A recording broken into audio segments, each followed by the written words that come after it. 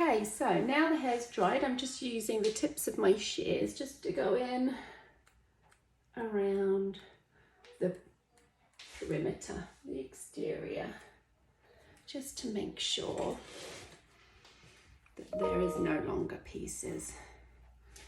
Okay, so now I'm going to bring her round and tip her over to the side a little bit. Really, just making sure it's all nice and clean.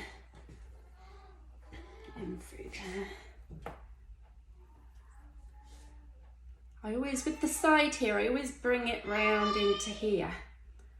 Okay.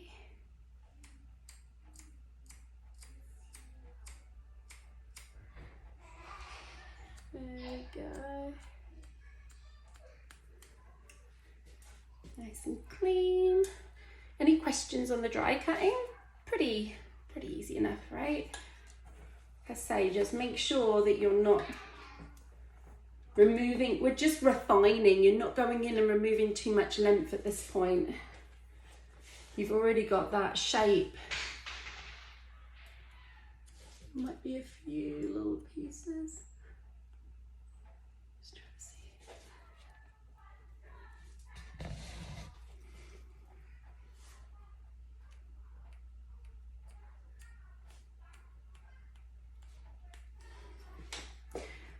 Perfect. And at this point you can use one of your dry texturizing techniques.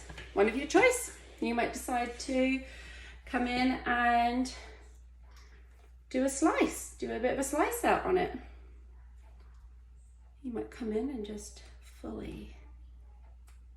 So my scissors are actually opening and closing, just slicing that out.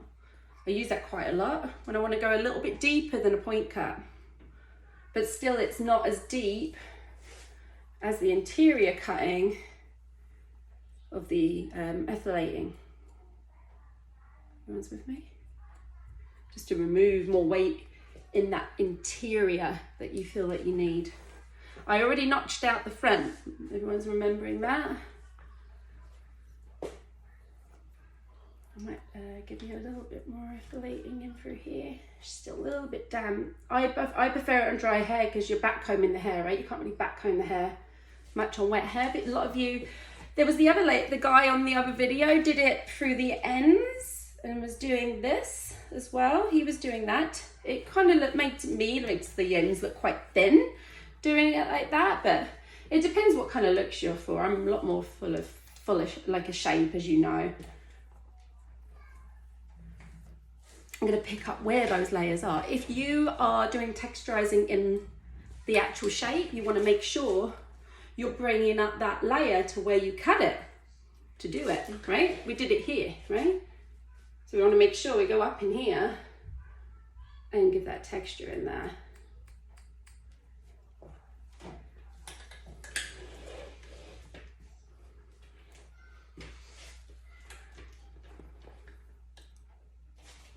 And here feels a little heavy. I might actually just pick her up. Just trying to see if you guys can all see. Might get my biggest shears.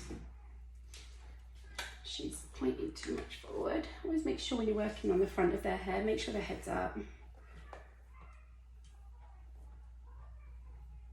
A little bit of point cutting. I'm using my, remember your comb is just an extension of your hand.